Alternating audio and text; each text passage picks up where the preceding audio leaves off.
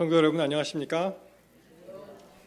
네, 두 번째 날 또 함께 하나님 말씀을 대언할 수 있게 되어서 대단히 감사하게 생각합니다. 오늘 또 이렇게 많은 분들이 와주셨고요.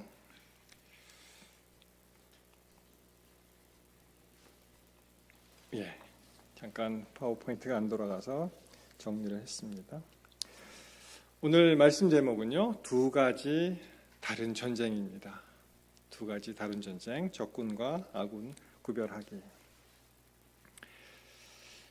여러분, 제가 지난번에 그 국제 정치학 강의에서 좀 흥미로운 그러한 이야기를 들었는데 한번 같이 보시겠습니다. 그 내용이 무엇이었냐 하면 때리는 놈과 맞는 놈, 이런 주제였어요. 그래서 여러분이 다음 슬라이드에 나오는 그 멘트를 보시고 저거는 어떤 나라다라고 맞추시면 되는 것입니다. 아시겠습니까? 한번 연습해 보겠습니다. 자, 이 나라 이야기입니다. 나라가 있는데 이 나라는 때리고 싶은 놈을 때린다라는 나라가 있습니다. 어느 나라일까요? 예. 역시 미국에 사실 자격이 충분히 있다는 것을 여기서 증명하게 되었습니다. 미국을 천조국이라고 하죠. 한국에서는 천조국이라고 합니다. 무슨 뜻인가 봤더니 1년에 국방 예산에 한국 돈으로 1,000조 원을 쏟아붓고 있다. 그래서 천조국이라는 말이 생겼다고 해요. 자타가 공인하는 세계 제1의 나라죠. 동쪽은 대서양, 서쪽은 태평양, 그리고 북쪽은 좀 죄송합니다. 허약한 캐나다가 있고요. 남쪽은 더 허약한 멕시코가 있어서 도저히 미국을 건들 수 없는 그런 나라가 되었는데 사람들은 이 미국을 보고 어떻게 하나님은 편애하셔도 이렇게 편애하시는가 할 정도로 굉장히 많은 자원과 땅과 그렇죠? 그리고 이 국제 정착에서 나라가 이 국경을 많이 접하면 접할수록 굉장히 힘들어집니다. 근데 없어요. 나라가 없습니다. 그래서 미국은 하고 싶은 대로 다 하고요. 그리고 때리고 싶은 놈들을 다 때리고 그리고 민주주의와 자유시장 경제, 기독교를 전파하는 그러한 참 어떻게 보면 하나님께서 세우신 나라죠. 청교도 그들이 이제 넘어와서 잘 맞추셨는데요. 이제 두 번째 문제입니다. 이 나라는 미국이 때린 놈을 또 때립니다. 어느 나라일까요? 미국이 어떤 일을 해요? 그럼 꼭 따라하는 나라가 있습니다. 어느 나라입니까? 네, 맞습니다. 같은 영어권이죠. 그리고 한때는 미국 자체가 영국으로부터 독립했기 때문에 적대국이었지만 이제는 같은 영어를 쓰는 나라고 가장 친한 그러한 열렬한 우방이 된 나라가 바로 영국입니다. 자, 이런 나라가 있다고 합니다. 자신을 욕한 놈을 때린다. 어느 나라일까요? 네, 러시아. 러시아라고 말씀하셨는데 여러분 이 러시아 깃발을 보시면 예전에 소비에트 공화국에서는 이렇게 망치하고 그렇게 빨간 깃발이 있었죠. 근데 이제 저 나라가 형식적으로는 이제 자유민주주의 나라가 되었는데 이제 대통령 선거하니까 그래서 이게 이 깃발을 보시면 빨강, 파랑, 흰색 조합이 좀 있어요. 여러 나라가. 근데 러시아는 어떻게 외우면 편하냐면은 맨 밑에서부터 갑니다. 밑에 맨 처음에 공산주의였잖아요. 빨간색. 그러다가 이제 자유주의가 되면서 파란색으로 변하고 맨 위에 흰색은 북극이 얼음이 얼었잖아요. 그렇죠? 그래서 이제 순서대로 변하는 순서대로 그리고 북극 그렇게 외우면 편합니다. 자, 이런 나라가 있습니다. 자신을 때린 놈을 때린다. 어느 나라일까요?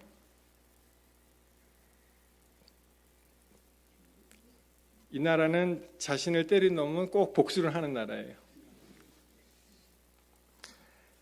이런 나라입니다. 여기 또 나오죠. 이 어느 나라 국기죠? 아, 예, 프랑스 맞히셨습니다. 이 국기는요, 이 삼색기라고 하죠. 이게 똑같이 파랑, 하양, 빨강이 나오는데 라트리콜로리 그래서 이제 삼색기가 되는데 맨 왼쪽에 있는 그 청색부터요. 이게 자유를 상징을 하고 그 다음에 중간에 있는 흰색은 평등 그리고 빨간색은 박애를 상징을 합니다. 어떻게 보면 러시아 거를 이렇게 한 것 같은데 이제 순서가 조금 바뀌었죠. 자, 또 이런 나라가 있습니다. 자신을 때리려고 하는 놈을 먼저 때린다. 네. 맞추셨습니다. 이스라엘은 워낙 이 종심이라고 하죠. 이게 작기 때문에 이 나라의 원칙은 뭐냐면 지금은 그 하마스와의 전쟁을 통해서 굉장히 새로운 어떠한 전쟁을 하고 있는데 원래 이 나라는 자기 나라 밖에서 싸우는 나라입니다. 그래서 딱 보고 우리 중동 전쟁 그 전쟁사를 보시면 딱 기미가 보이면 먼저 가서 폭격하고 때립니다. 이집트의 비행기가 뜨기 전에 미리 가서 다 활주로에 있는 비행기들을 제압하고요. 그렇게 싸우는 나라입니다. 그래서 자신을 때리려고 하는 놈을 먼저 때린다. 자, 또 이런 나라가 있습니다. 맞으면 미국 보고 때리라는 나라가 있습니다. 어느 나라일까요?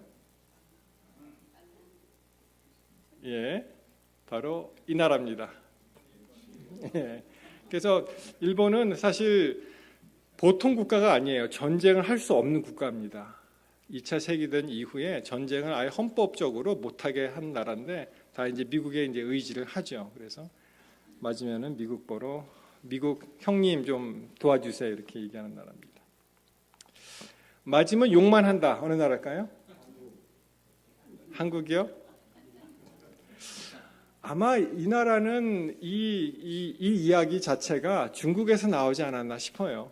그래서 그 중국 사람들이 우리는 뭐야 맨날 맞으면 욕만 하고 아무것도 못하는 거 아니야? 그렇게 하는 나라인데 여러분 이 국기 이름이 이제 오성홍기라고 하죠.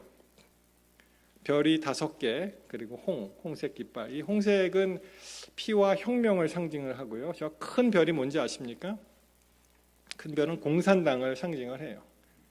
그리고 이 작은 별 4개가 있는데 이것은 노동자와 농민과 그리고 도시 소자산 그리고 민족 자산을 해서 이 공산당을 떠받치는 아주 공산주의적인 그런 국기입니다. 그래서 이 중국은 맞으면 욕만 한다. 자, 또 이런 나라가 있다고 해요. 한번 보세요. 누구에든지 맞으면 한국을 때린다. 어느 나라일까요? 예, 맞습니다. 사실 저희가 어렸을 때만 하더라도 이 인공기를 구경을 못했어요. 이 반공교육이기 때문에 김일성 사진도 안 나오고 그냥 커리커처만 나오고 이 인공기도 안 나왔는데 누구에든지 맞으면 한국을 괴롭히는 나라가 바로 북한이다. 이렇게 자소적인 그런 얘기가 있습니다. 자, 우리의 모국이 이제 나왔습니다. 이 나라는 어떻게 표현한지 아십니까? 한번 말씀해 보세요. 이 나라는 어떻게 표현했을까? 이 자료를 보면은 뭐라고 얘기했냐면은 북한에게 맞아도 나는 안 맞았다고 거짓말을 한다. 이렇게 되어 있습니다. 아무리 이 도발을 해도 그거 북한의 소행이 아니야 하고 이제 뭐 지난 정부에서 그런 일을 많이 했죠. 그것이 이제 한국의 이야기가 되겠습니다. 참 누가 잘 만든 것 같아요. 그렇죠? 많은 그 부분은 이제 공감을 하게 되었는데 여러분 우리의 그 인류 역사는 어떻게 보면은 전쟁사입니다. 인류 역사가요.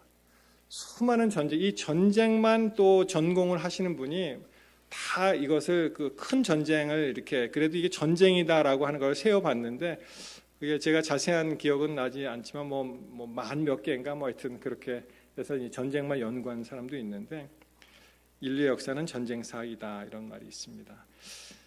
여러분 이 세상에 남자들이 없으면 좀 많이 평화로워졌을까요? 이 세상이 우리 집사님들 어떻게 생각하세요? 이 세상에 남자가 없으면 많이 평화로워졌을 것이다. 아니에요? 우리 남자분들 많이 응원해 주시는 분이 계시는군요.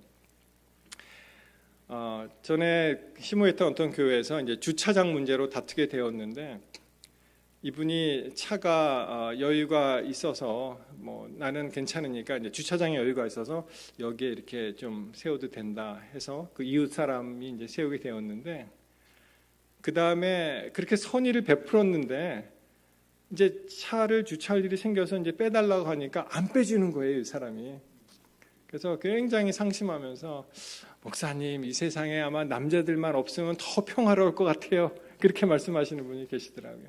사실 남자들이 더 좀 활동적이고 과격하고 싸움을 좋아하고, 지금 전쟁은 뭐 아니라고 하더라도 여러분, 남자들이 지금 유튜브 이런 데서 제일 열광하는 게 뭔지 아세요? 혹시 UFC라고 들어보셨습니까? 거기에 열광을 해요, 사람들이. 서로 막 피 터지게 싸우는 거예요, 말하자면. 뭐 나름대로의 룰은 있지만 이제 뭐 레슬링이고 권투고 잘 안 봅니다. 다 사람들이 그 팔각형입니까? 그 팔각형 링에서 서로 치고받고 싸우는 그런 아주 호전적인 그런 것을 아주 좋아하고 매료하고 있습니다. 여러분, 오늘 이 두 가지 전쟁을 말씀을 드리는데요. 특별히 이제 하마스와 이스라엘 전쟁이 지금 막 진행 중에 있는데, 뭐 보도를 보니까 하마스의 제일 문제가 이제 땅굴이라고 하더라고요. 근데 이스라엘에서 바닷물을 끌어들여서 침수 작전, 그걸 갖다가 다 땅굴에다가 이 바닷물로 메워서 사람들을 나오게 하든지 아니면 이제 죽게 하는 그런 작전이 일어났다고 합니다. 성경에 그 블레셋이라는 이름이 나오죠. 블레셋, 영어로 필리스틴입니다, 그것이. 근데 지금 소위 말하는 팔레스타인하고 필리스틴, 이 블레셋하고 이게 같은 것이냐, 이렇게 물어보는 분이 계셨어요. 여러분 어떻게 생각하십니까? 옛날에 그 블레셋, 우리 한글로 블레셋으로 나오는 그 필리스틴이 지금의 팔레스타인하고 같습니까? 다릅니까? 우리는 우리가 스스로 이제 선민 의식을 가지고 있기 때문에 영적인 이스라엘, 그래서 사실 저도 약간 그런 경향이 없지 않아 있는 것 같은데요. 이제 이스라엘을 공격하거나 이스라엘이 이제 싸움이 일어나면 은근히 누구 편을 더 많이 들으세요? 괜히 이스라엘 편으로 더 이렇게 기우는 경향이 있지 않나 합니다. 사실 이 팔레스타인하고 블레셋은 사실은 다릅니다. 이것이 물론 그 옛날에 필리스틴에서 이제 그 이스라엘 건국 전에는 필리스티나라는 이름으로 그 지역을 명칭을 썼는데요. 이 현대의 그 팔레스타인은 이게 지리적 명칭입니다. 그냥 지리적 명칭이었고, 그 다음에 성경의 블레셋은 이것이 인종적인 구분이었습니다. 그래서 사실은 이 두 가지를 혼동하시면 안 되는데, 근데 워낙 그 이스라엘이라는 우리 기독교에서 이제 우리가 성경 보시면 다 이스라엘 역사와 또 지리가 나오기 때문에 이제 어떻게 보면은 그쪽으로 이제 많이 기우는 것은 사실이라고 생각을 합니다. 여러분 잘 아시는 이 다윗과 골리앗의 전쟁, 솔직히 우리 한번 말씀해 보십시다. 다윗과 골리앗이 싸우면 누가 이길까요? 누가 이깁니까? 솔직히 한번 말씀해 보세요. 정답을 말씀하시지 마시고. 골리앗이 이기죠. 북한하고 미국하고 싸우면 누가 이깁니까? 당연히 미국이 이기죠. 그렇죠? 그런데 이 골리앗과 다윗과의 전투, 이 전쟁에서 사실은 다윗은 골리앗과의 전투에서 그 앞서서 더 큰 전쟁을 사실은 그가 하고 있었습니다. 사무엘상 17장 28절에 보시면, 자, 어제도 잠깐 말씀드린 그런 내용인데요. 장형, 제일 큰형 엘리압이 다윗의 사람들에게 하는 말을 들은지라. 그가 다윗에게 노를 발하여 가로되 내가 어찌하여 이리로 내려왔느냐? 들에 있는 몇 양을 네게 맡겼느냐? 나는 내 교만과 내 마음의 완악함을 아노니 내가 전쟁을 구경하러 왔도다. 여러분 잘 보시면 다윗이 골리앗에 앞서서 먼저 치러야 할 그런 전투가 있었는데 그것은 바로 내부적인 전투였습니다. 만약 여기서 어린 다윗이 그 형과 골리앗과의 전쟁에 앞서서 형하고 다투었더라면 어쩌면은 골리앗과 다윗의 전투는 없었을지 모릅니다. 아니면 패했거나. 그렇지만 다윗은 그렇게 하지 않았습니다. 여러분, 마찬가지로 우리가 어떤 교회 생활을 한다든지 어떤 내부 어떤 그 기관에서 일을 할 때 외부의 적도 무척 위험한 것이지만 사실은 내부의 적이 더 위험하다는 것을 알 수가 있습니다. 그래서 여러분, 이 교회에서 싸우시면 안 되는 것입니다. 이 적과 아군과 적군을 잘 구별하셔야지 교회에서 싸우시면 안 돼요. 여러분, 그런 우스갯소리 있잖아요. 많이 들으셨죠? 미국에서 어느 식당 앞에서 한인 두 분이 아주 큰 소리로 말다툼을 하는 것을 보고 지나가는 사람이 뭐라 그랬다 그래요? 여보시오, 여기가 교회인 줄 아시오. 그렇게 얘기했다는 거예요. 우리 교회가 하나님의 말씀을 전하는 이 교회가, 여러분 생각해 보십시오.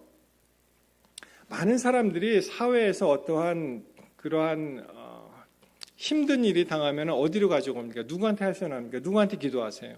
교회에 와서 기도하잖아요. 그리고 우리가 힘을 얻습니다. 그런데 만약에 교회가 분쟁이 생기면 여기가 상처를 치유하는 곳인데 여기서 상처를 얻고 가면 어디로 가시겠어요? 더 이상 치유할 곳이 없는 거예요. 여러분, 우리 교회는 정말 하나님께서 피로 사신 교회인데 이 교회에 우리의 적은 사단이지 외부지 내부가 아니에요. 여러분, 혹시 우리를 좀 힘들게 하거나 어려움을 주거나 하시는 분들이 계시거든 그분을 미워하지 마세요. 왜냐하면 그가 하는 일이 아닙니다. 그것은 그 뒤에서 누가 하는 거예요? 다 사단이 하는 것이죠. 그렇기 때문에 우리는 이 내부의 적들을 잘 경계하고 우리가 그런 것을 만들면 안 된다는 것입니다. 이 장형 엘리압이 왜 이렇게 화가 났을까요? 그 이유는 우리 어제 살펴보았죠. 하나님이 왕으로 이 기름 부음을 받지 못했습니다. 이 장형 엘리압이. 그래서 이제 결과론적으로 다윗을 시기하게 되었는데 그 이유는 다윗이 그의 앞에서 영광을 받았기 때문에 이 큰형 마음에 이제 자존심이 상한 것이죠. 그리고 이제 시기심이 생기고 교만심이 생긴 것입니다. 이 시기심과 질투는 정말 우리가 버려야 할 그러한 사단이 가지고 있는 사단의 특보품인데 우리가 그것을 가져서는 안 되죠. 자, 다윗이 이렇게 얘기합니다. 사무엘상 17장 29절에 내가 무엇을 하였나이까 어찌 그 이유가 없으리까 라고 응대를 합니다. 여러분, 이 딱 한마디 한 거예요. 다윗이 이 골리앗과의 진짜 전쟁에 앞서서 이 형과의 전쟁을 할 수가 없잖아요. 이 전투를 할 수가 없잖아요. 그리고 딱 한마디 하고 그가 돌아섭니다. 내가 뭘 잘못했습니까? 내가 왜 어찌 이유가 없겠습니까? 저 할례 받지 않는 저 괴물 같은 놈이 하나님을 모욕하는데 내가 그러면 그걸 가만히 있느냐, 그렇게 얘기를 했습니다. 여러분, 이 골리앗은요, 성경에 보시면은 이제 사울이 그렇게 얘기하죠. 보시면은 이 사울에게 그 이야기가 이제 들어갔습니다. 그렇게 얘기했을 때 뭐라고 했습니까? 33절에 보시면은 17장 33절에 보시면은 저 블레셋 사람과 싸우기에 능치 못하리니 너는 어떻다고요? 소년이고 어린 아이고 그는 어려서부터 용사다. 이렇게 이야기를 합니다. 그 전에 보시면 이 골리앗이 얼마나 많은 그런 무장을 했어요. 그렇죠? 뭐 무게가 엄청나게 무거운 그런 갑옷을 입고 뭐 칼을 차고 단창을 메고 그 앞에 방패든 자가 있고 거기에 대해서 다윗의 무기는 무엇이었습니까? 돌팔매요? 예, 뭐 돌팔매도 맞습니다. 근데 사실 성경을 자세히 읽어보시면은 다윗의 무기는 바로 하나님의 이름이었습니다. 자, 너는 칼과 창과 단창으로 내게 오거니와 이 다윗이 골리앗에게 하는 얘기죠. 나는 만군의 여호와의 이름으로 곧 내가 모욕하는 이스라엘 군대 하나님의 이름으로 내게 간다라고 얘기합니다.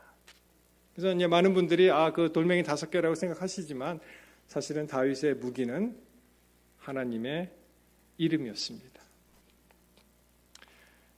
여러분 다 이름 갖고 계시죠? 오늘도 우리 목사님하고 이제 차 타고 가면서 그런 이름 얘기를 했는데 실제로 제 친구 중에 하나가 성씨는 임씨였고요. 이름이 뭔지 아십니까? 아주 신중했어요, 이름이. 그래서 진짜 있었어요. 근데 옛날에 저희가 이제 뭐 중학교, 고등학교 다닐 때 이제 이름표가 있었잖아요. 그러면 버스 타면은 뭐 여학생들이 킬킬킬하고 웃는 거예요, 그냥 이게.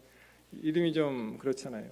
근데 여러분, 사실 부모님이 지어주신 이름을 우리가 막 이렇게 장난하고 놀리면 안 되죠. 근데 뭐 우리 한국 어린 학생들이 짓궂으니까 그런 일을 하는데 사실은 그 부모님도 잘 생각해서 신중하게 지으셨기 때문에 사실 이름을 그렇게 놀리면 안 됩니다.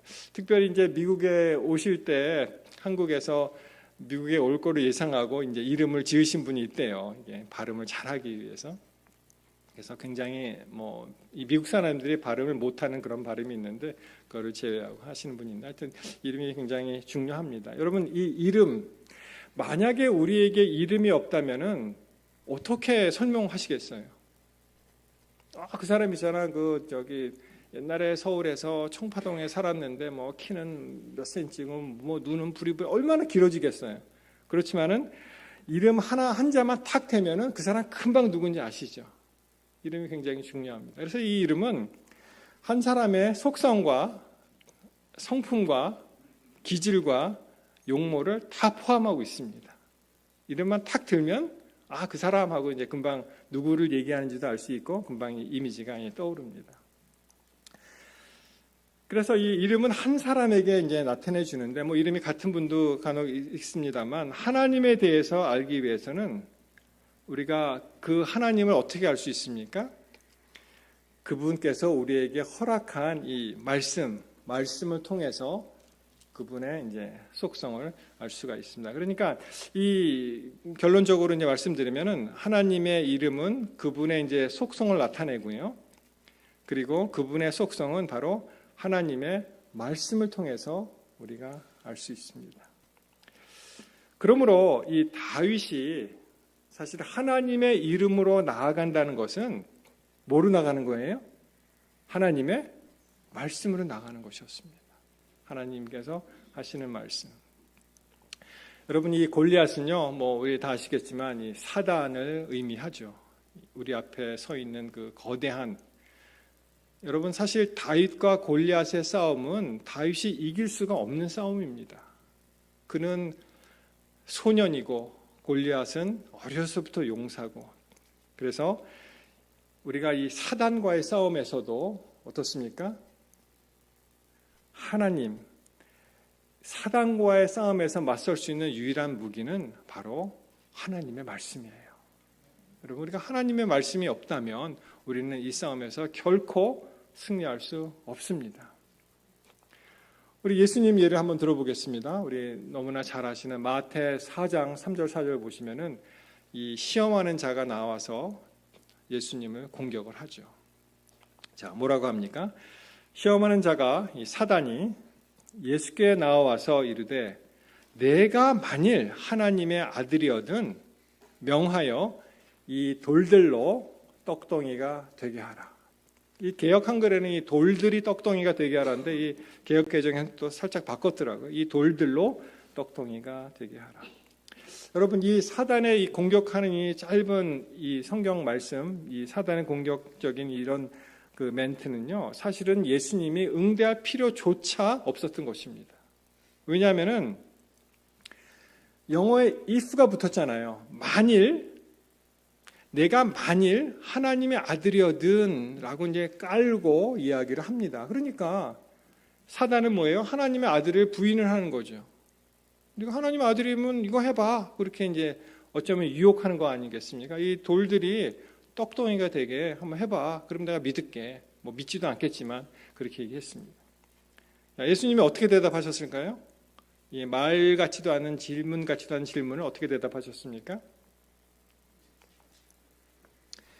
예수께서 대답하여 이르시되 기록되었으되 사람이 떡으로만 살 것이 아니요 하나님의 입으로부터 나오는 모든 말씀으로, 주께서 하신 모든 말씀으로 살 것이다 라고 하셨습니다. 그래서 이 영어 표현에 it is written이잖아요. 이것이 이렇게 기록되었다. it is written 하면서 이르시되 기록되었다. 떡으로만 사는 게 아니잖아. 그리고 하나님의 모든 입으로부터 나오는 모든 말씀으로 우리는 사는 거야. 그렇게 이제 예수님께서 말씀으로 응대하셨습니다. 이 똑같은 패턴이죠, 사실. 사단이 하는 그런 그 패턴이 이제 같은 말 같지도 않는 그런 전쟁을 벌여왔을 때 예수님께서 말씀으로 대항을 하셨습니다. 자, 아까 그 물맷돌 5개를 말씀하셨는데요. 질문. 그럼 왜 다윗은 돌 5을 주었을까요? 한번 생각해 보셨습니까? 왜 다윗은 돌 5을 주었을까? 왜 그랬을까요?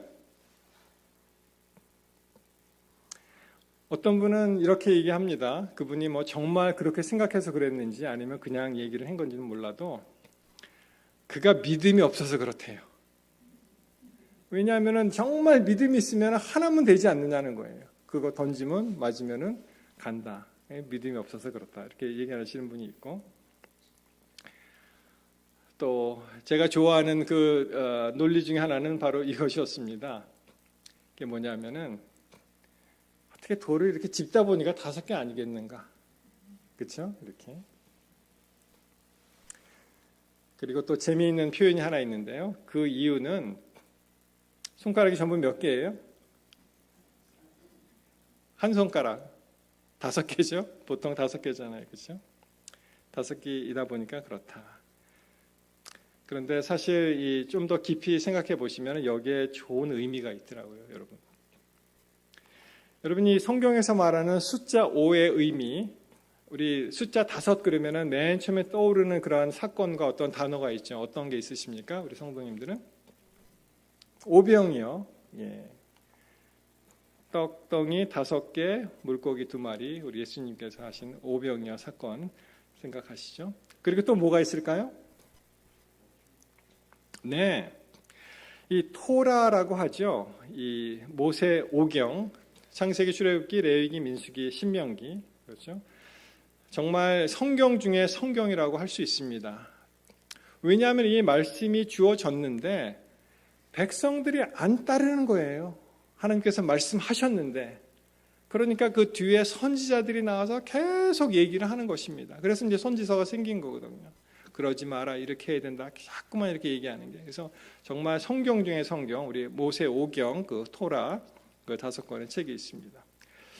그리고 이제 또 살펴보시면 뭐 제가 몇 가지만 가지고 나왔는데, 우리 제사에 5가지 종류의 대표적인 제사가 있죠. 뭐가 있습니까? 번제, 소제, 화목제, 속건제, 속죄제, 이렇게 5가지. 그러니까 어떠한 이 기둥이 되는 말씀들을 마치 토라, 이 모세 오경과 같이 기둥되는 것을 이렇게 풀이하신 것 같아요. 번제, 소제, 화목제, 속건제, 속죄제. 뭐 번제는 다 아시죠? burnt offering. 그래서 이 전부 그 고기를 태우는 것이죠. 그리고 소제는 이 곡식으로 피가 없는 제사입니다. 이 화목제는 이제 화평 헌물을 이제 드리는 것이고, 속건제는 이 범법 헌물이라고 할 수 있는데, 뭐라 그럴까요? 어떤 배상이 필요할 때, 남에게 상해가 입혔을 때 이제 드리는, 뭐 속죄제는 우리 죄를 속하는 그런 것이 되겠고요.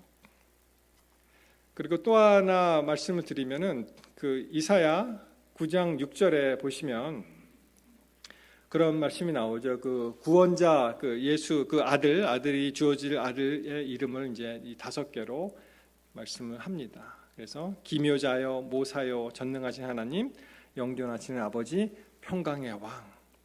그래서 이제 성경 전반에 걸쳐서 이 5개라는 숫자가 이렇게 의미하는 그런 게 참 많이 있더라고요.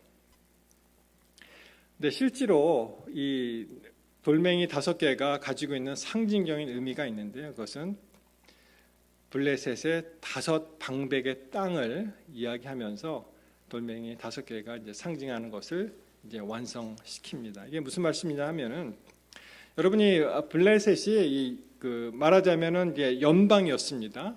이 블레셋이. 그래서 그 여호수아 13장 3절에 보시면 가사와 아스돗, 아스글론, 가드, 에그론 이렇게 나옵니다. 사실 이 전투에서 골리앗이 어디 출신인지 혹시 기억나십니까? 골리앗이 블레셋 대표가 아니고 사실은 가드 출신이에요. 그러니까 이제 다윗이 상징적으로 5개 돌을 준비했다는 것은 이 블레셋의 모든 이 방백의 땅을 이제 없애기 위해서, 쳐부수기 위해서 이런 상징적인 돌멩이 5개가 나왔다고 생각을 합니다. 자, 여호수아 13장 3절에 보시면 곧 애굽의 땅 시올 시내에서부터 가나안 사람에게 속한 북방 에그론 지경까지와 블레셋 사람의 5 방백의 땅 곧 가사 사람, 아스돗 사람, 아스글론, 가드, 에그론 사람 이렇게 딱 5개가 나오는데 다윗이 상징적으로 이 5개 돌멩이를 취하지 않았나 이렇게 생각을 합니다. 여러분, 우리 너무나 유명한 사건이고 어린이 스토리의 이제 대표적인 그런 이 슬링샷 돌리는 거 아시죠? 여러분 그걸 믿으세요? 이 돌멩이로 그 거구가 넘어졌다. 이거 믿으십니까? 여기서 안 믿는다고 할 수 없죠. 여러분 다 우리 믿는 성도니까 믿습니다. 근데 그럴까? 이렇게 혹시 생각하십니까? 이 물맷돌의 파괴력에 대해서 이 다윗 대통령이라는 책을 제가 전에 한번 사서 읽어보았는데 왜 현대인들은 그처럼 다윗 대통령을 흠모할까? 이렇게 그러니까 이 다윗 왕이지만 지금의 이제 대통령을 빗대서 그의 그 리더십 이런 걸 이제 쭉 얘기했는데 거기 보면은 이런 말씀이 나옵니다. 조금 길지만 제가 읽어드리겠습니다. 이분이 어떠한 그 수학 공식을 이용해서 그게 얼마나 파괴력이 있는가를 이제 말하자면 이제 설명을 한 건데요. 이렇게 되어 있습니다. 하지만 다윗은 자기의 강점을 활용하기로 결정을 했다. 원 운동의 과학을 이용했다. 일정한 속도로 일정한 원을 그려 돌리다가 놓는 순간 목표물을 향해 날아가게 되어 있다. 여러분 한번 상상해 보십시오. 이렇게 물매에다가 이제 끼워서 이렇게 막 돌리고 그걸 놓으면은 그게 그 회전력에 의해서 이제 날아가죠. 그 얘기입니다. 이때 파괴력은 그 힘이 얼마나 큰 거 하는 것은 충격 에너지로 돌의 무게와 속도의 제곱에 비례한다. 이제 물리학적인 그러한 그 개념을 이제 도입했어요. 그리고 날아가는 속도는 시간당 회전수와 원의 반지름에 비례한다. 그러면서 계속되기를 무린내 줄과 다윗의 팔의 길이를 합친 길이가 반지름이라고 한다면 그 값이 총 3m는 될 것이고 1초에 2, 3의 속도로 돌리다가 그것을 놓는다면 그 순간에 날아가는 속도는 우리가 다 고등학교 물리 시간에 배운 원 운동 공식에 의해서 2 곱하기 3.14 회전수 곱하기 반지름 하면은 36에서 54 m per second. 그러니까 초속 36에서 54m가 되는데 이것은 시속으로 이제 바꾸잖아요. 그러면 무려 130km에서 196km에 해당한다. 그러니까 여러분 이 주먹만한 돌의 무게와 목표물에 대한 정확도만 있으면은 한 방에 죽일 수 있는 파괴력이다. 그렇게 써 있더라고요. 그래서 여러분 이 주먹만한 그러한 돌이 이러한 빠른 회전력과 이 속도로 인해서 날아간다면은 정확하게 우리 예언의 신에 보시면은 이 정수리에 맞잖아요. 여기 이마 거기에 이 골리앗이 너무 화가 나서 이걸 벗었어요. 툭을 썼다가 열받으니까 벽에 그렇게 탁 벗었는데 그때 탁 던져서 이제 맞았다는 그런 내용이 나옵니다. 그래서 정말 이제 이렇게 파괴력이 있기 때문에 이제 남은 건 뭐예요? 정확도만 있으면은 한 방에 죽일 수 있다라는 것이 이제 증명이 되는 것이죠.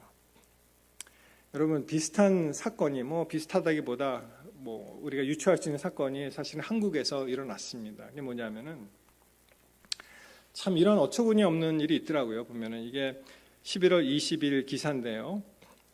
아파트에서 돌을 던졌대요. 돌을. 그래서 지나가시던 70대 할아버지죠. 할아버지가 70대 노인이 숨졌습니다. 근데 그 범인이 누구냐 하면 초등학생이었습니다. 그래서 왜 그랬냐 그랬더니 그냥 한번 해보고 싶어서 했대요. 근데 10살에서 14살까지는 이제 촉법 소년이라 그래서 그래도 이 뭐라 그럴까요? 이 처벌하기가 어려운 나라인데 미성년자고 이제 어린 나이기 때문에 뭐 실수로 그랬다. 근데 이 아이는 8살이었습니다. 그러니까 촉법 소년도 아니에요, 그냥. 그래서 이 뭐 보상도 못 받고 뭐 책임지는 사람도 없고 그 아이라고 처벌을 할 수도 없고 뭐 나중에는 지금 여기 보니까 유족이 사죄했다고 하는데 유족들이 사죄도 안 하고 그런 기사가 있었습니다. 이 70대 남성 A 씨가 이제 돌아가셨는데 이 아이가 10층에서 그 돌을 던졌다고 합니다. 뭐 참 어처구니가 없죠. 그 어린 아이가 뭐 얼마나 정확하게 조준해서 던질 수 있겠습니까? 그렇죠? 참 그런 일이 있었습니다. 여러분 제가 미시간에서 공부할 때 그 베르크릭 우리 그 재림교회 유산이 많이 남아 있는 베르크릭에 이제 그 주말마다 이제 봉사하러 다녔었는데요. 그때도 어떤 일이 있었냐면은 그 거기는 하이웨이가 94번입니다. 94번 하이웨이가 있는데 가끔 하이웨이 이제 지나가시면은 이 뭐라 그럽니까? 이 그 위로 이렇게 도로가 있잖아요. 근데 이때는 고등학생들이 큰 돌멩이도 아니고 큰 바위를 갖다 던진 거예요. 지나가는 차에다가. 그런 또 어처구니 없는 일이 있었습니다. 그래서 나중에 다 붙잡혀서 그들이 뭐 성인에 준하는 그러한 거기 걸리면은요 라이프타임입니다. 죄일이 라이프타임인데 그런 일을 하는 거예요. 이게 이 사건은 참 너무나 충격적인 사건이었는데요. 2016년에 이 팔로알토 여기도 101이 있죠. 여기도 쭉 연결되는데 이 북가주에도 101이 계속 연결이 되는데 정말 제가 팔로알토에서 살고 있었는데 그 101 하이웨이에서 이런 사건이 있었습니다. 지금 이 보이시는 그 프로젝타일이라고 되어 있는데 이 볼트죠. 볼트가 한 주먹만한 볼트래요.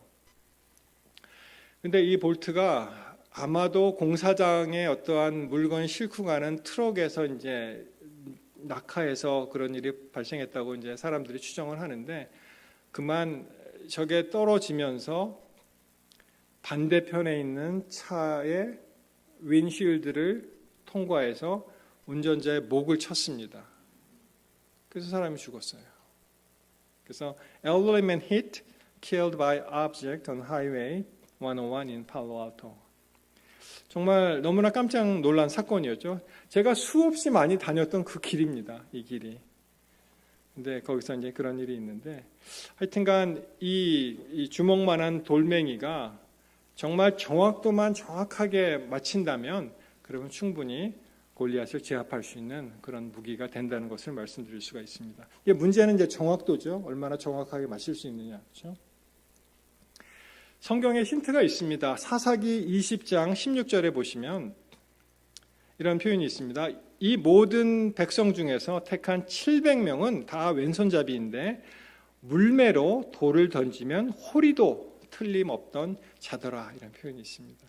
여러분 여기 그 홀이라는 표현이 나오는데 뭐 잘 안 쓰는 단어입니다. 이 호자는 가느다란 털을 얘기하고요. 리는 뭐 이게 다스릴 리자이긴 한데 이게 티끌이라는 그러한 뜻이 있습니다. 그래서 이제 영어 성경 번역을 보시면은 이 머리카락 얼마나 가늘어요, 그렇죠? 머리카락이라도 맞출 수 있는 그런 정확한 정확도를 가진 그런 군사들이 이 물매 군단이죠, 말하자면 군단들이 한 700명 정도 있었다 이렇게 되어 있습니다. 그러니까 실제로 그런 것이 있죠. 우리 조선은 활의 나라죠. 활을 쏘고 이제 전쟁을 하는 나라라면 당시에는 이 물맷돌 던지는 그러한 군단이 있었다는 것입니다. 자, 성경절 하나 더 보겠습니다. 이 성경절 보시면은 역대상 12장 2절에 나오는데 여기 보시면은 저희는 활을 가지며 좌우 손을 놀려 물매도 던지며 슬링샷이죠. 슬링스톤스 물매도 던지며 살도 바라는 자에게 살은 화살입니다. 그래서 이 베냐민 지파 베냐민 지파의 사울의 동족인데 그의 이름은 이러하다라고 쭉 이렇게 나와 있습니다. 그렇기 때문에 실제로 그렇게 훈련되고 이 무기를 사용해서 전쟁에 임했던 그런 사건을 우리가 알 수가 있습니다. 여러분 손을 한번 다 이렇게 펴보세요. 손을. 제가 아까 왜 다윗이 돌멩이 5개냐 제가 뭐라 그랬어요? 한 손에 손가락이 5개 그렇다 이렇게 말씀을 드렸죠. 자, 다 이제 이 5개 보시는데 뭐 영어로 이렇게 되어 있습니다. 엄지를 thumb, 검지를 index finger, 그리고 이 middle finger가 제일 키가 크죠. 중지, 그리고 이제 보통 반지를 끼는 이 뭐라 그러죠? 약지라고 합니까? ring finger. 그리고 이제 이 새끼 손가락은 이제 핑키라고 합니다. 영어로 핑키가 있는데 이게 어떠한 뜻이냐 하면은요. 자, 이제 하나님 말씀에 대해서 이제 말씀을 드리는 거예요. 다윗이 돌멩이 5개를 취하고 그가 하나님 말씀으로 갔잖아요. 이 엄지는요, 말씀 통독을 의미한다고 할 수가 있습니다. 여러분, 우리 새해가 되면은 다 모든 분들이 이제 한번 1년 동안 이제 말씀 통독을 하는 교육을 세우곤 하시죠. 그렇죠? 그래서 보통 어떻게 들으셨습니까? 하루에 3장, 그리고 주말에 5장의 챕터를 읽으시면, 꾸준히 읽으시면 1년이면 성경을 다 완독할 수 있습니다. 이렇게 말씀을 합니다. 그래서 성경 통독, 이 성경의 전체적인 그런 말씀을 볼 수 있는 그런 안목이 생기기 때문에 성경 통독을 권장하고, 또 한 번 통독하신 분들은 또 자랑스럽게 이야기를 하죠. 아, 내가 몇 번 통독을 했다, 한 번을 했다, 이렇게 이야기를 합니다. 말씀을 생각할 때 말씀 통독이 바로 엄지고요. 그 다음에 뭡니까? 검지. 말씀의 통독뿐만 아니라 우리가 정독을 하는 것입니다. 여러분, 제가 그 세미나리에서 공부할 때 우스갯소리가 이런 게 있습니다. 워낙 많은 그 책을 읽을 그 숙제를 주니까, 그리고 우리는 이제 외국인이잖아요. 영어를 읽어야 되잖아요. 뭐 제 실력으로 꼼꼼하게 읽으면 1시간에 한 5페이지 읽을까요? 그 정도밖에 진도가 안 나갑니다. 부럽더라고요. 미국 학생들은 막 이렇게 넘기면서 보는데, 그래서 제 친구는 우스갯소리를 뭐라고 하냐면은, 야, 그 책 읽는 방법이 여러 가지 있어. 그리고 자기는 선풍기 틀어놓고 읽는데요. 선풍기. 막 넘어가잖아요. 그렇죠? 여러분, 성경 통독을 아무리 열심히 해도 자기가 기분은 좋고 어떠한 그 기록은 세울지를 몰라도 성경에 정독에 빠지면은 사실은 어쩌면은 기계적으로 읽게 됩니다. 아, 내가 오늘은 3장 읽어야지. 그리고 막 읽는데 남는 건 별로 없을 수가 있습니다. 그렇죠? 그런 경험 해보셨죠? 그래서 반드시 정독이 필요합니다. 꼼꼼하게 읽는 것이죠. 이 정독을 하다 보면은 너무너무 재미있는 그러한 그 단어나 그런 표현들을 발견하고, 그게 또 체인으로 연결이 되고 성경 노트에다 옮겨 적고, 그러면 더 깊이 성경을 연구하실 수가 있습니다. 여러분, 지금 신학을 꼭 공부 안 하셔더라도 너무 많은 좋은 그러한 자료들이 많이 있어요. 사실 여러분, 성경 집에 몇 개 가지고 계십니까? 몇 권 가지고 계십니까? 보통 한 서너 권은 아마 충분히 있을 겁니다. 저희 집에도 한 10권 이상은 아마 될 거예요. 뭐 헬라어, 뭐 그릭, 뭐 히브리까지 더하면 더 많이 있는데, 여러분 사실 우리가 다 가지고 있잖아요. 그렇죠? 여기 다 들어 있습니다. 성경이. 성경을 정독하셔야 됩니다. 꼼꼼히 읽으셔야 돼요. 자, 그다음에 중지가 있죠. 중지는 바로 말씀 묵상을 얘기합니다. 메디테이션. 그 말씀을 읽고 그것을 묵상하는 것이죠. 그것을 완전히 소화시키는 것입니다. 그것을 꼼꼼하게 생각하고 그 주신 말씀을 기뻐하고 하루를 살아가는 것입니다. 그래서 말씀 묵상을 의미를 합니다. 중지. 그 다음에 그 우리나라 말로는 이제 약지라고 하죠. 약지. 이것은 말씀 암송이 되겠습니다. 말씀 암송. 통독하시고 정독하시고 묵상하시고, 그 다음에 말씀을 암송하는데요. 여러분이 암송하시면은 참 또 새로운 맛이 있습니다. 새롭게 보이는 그런 말씀이 있는데, 이 암송하는 방법을 말씀을 드리면, 예를 들어서 하나하나 단어마다 강조를 하시는 거예요. 그게. 그러니까 제가 한번 해보겠습니다. 아까 읽어드린 사무엘상 17장, 다윗이 가로되 내가 무엇을 하였나이까 어찌 이유가 없으리까 하고, 그걸 할 때 하나하나 강조를 받고 사시는 거예요. 그러니까 누가 했다고요? 다윗이. 그러니까 다윗을 강조. 다윗이 어떻게 했다고? 다윗이 가로되 이렇게 쭉 읽으시고, 그 다음에는 다윗이 가로되 내가 이렇게 한번 강조하시고, 그 다음에 읽으실 때는 또 외우실 때는 내가 무엇을 하였나이까 이렇게 이제 강조를 하면은 그때마다 말씀이 깊이 들어옵니다.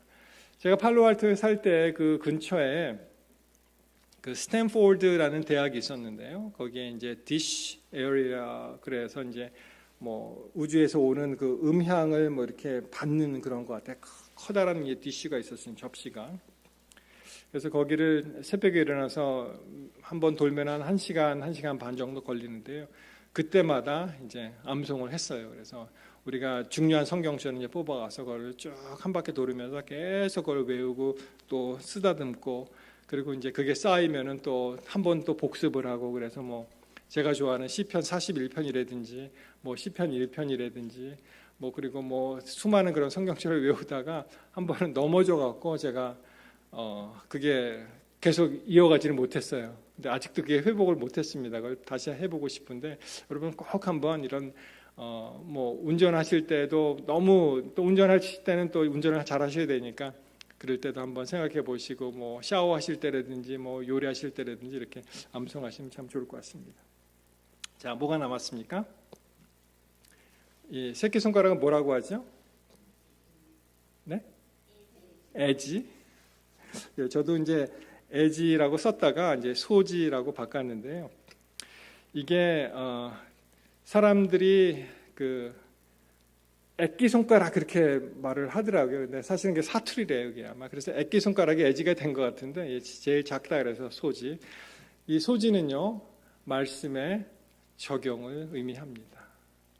애플리케이션이죠. 우리가 다 이 말씀이 좋다라고 끝나는 것이 아니고, 실질적으로 그 말씀이 우리 생활에 들어와서 어떻게 해요? 그것을 적용시키고 그것을 내 것으로 완전히 만드는 것입니다. 여러분 기억하십시오. 우리가 이처럼 말씀을 통독하고 정독하고 그리고 또 묵상하고 암송하고 적용시킨다면 우리는 정말 다윗이 가지고 있던 그런 훌륭한 무기가 우리 손 안에 항상 있는 것입니다. 여러분 얼마나 많은 그런 골리앗의 전투에서 우리가 시달리고 살고 있어요. 지금 꼭 어떤 이런 싸움이 아니라 수많은 문제들, 그렇죠? 올 때 여러분 그걸 다 어떻게 극복하시겠어요? 우리가 말씀의 힘에 의지해서 우리가 이것을 극복을 해야 됩니다. 특별히 주의 말씀이라는 그런 단어가 시편 119편에 수없이 나옵니다. 제가 몇 가지 뽑아서 오늘 말씀을 드리겠는데요. 시편 119편 제일 긴 챕터라고 하죠. 시편 119편 11절에 보시면은 내가 주께 범죄치 아니하려 하여 주의 말씀을 내 마음에 두었다. 자, 25절 내 영혼이 진토에 붙어 싸우니 주의 말씀대로 나를 소송케 하소서. 이 말씀은 나의 곤란 중에 위로라. 주의 말씀이 나를 살리셨음이니이다. 여러분 이 57절에 보시면은 여호와는 나의 분기디시니 나는 무엇을요? 주의 말씀을 지키리라 하였나이다. 그리고 105절 우리 잘 아시는 말씀이죠. 주의 말씀은 내 발의 등이요 내 길의 빛이니이다 말씀하십니다. 자, 170편 보시면 나의 간구가 주의 앞에 달하게 하시고 주의 말씀대로 나를 건지소서. 여기 나오잖아요. 나의 간구가 주의 앞에 달하게 하시고 주의 말씀대로 나를 건지소서라고 말씀을 하십니다. 여러분, 사랑하는 성도 여러분, 우리가 하나님께서 우리에게 말씀을 주신 것 참 얼마나 감사한 일 아니겠습니까? 말씀을 정말 묵상하시고 사모하시고 암송하시고 정독하시고 통독하시고, 그리고 말씀을 적용을 통해서 우리가 이 세상에서 넉넉하게 어떠한 골리앗이 우리에게 달려들지라도 그것을 넉넉하게 이기게 되시는 우리 성도님들 되시길 이 시간 간절히 바랍니다. 우리의 싸움이 혈과 육이 아니죠. 우리 잘 아시는 말씀 에베소서 6장 12절 이 말씀을 마치겠습니다. 우리의 씨름은 혈과 육을 상대하는 것이 아니요 통치자들과 권세들과 이 어둠의 세상 주권자들과 하늘에 있는 악한 영들을 상대합니다. 여러분, 꼭 이 영적인 싸움에서 승리하게 되시기를 바랍니다. 우리 예수님께서도 이 말씀으로 승리하셨습니다. 사단과의 영의 싸움에서, 그리고 모든 말씀으로 승리하게 되시기를 이 시간 간절히 바라면서 말씀을 마치겠습니다.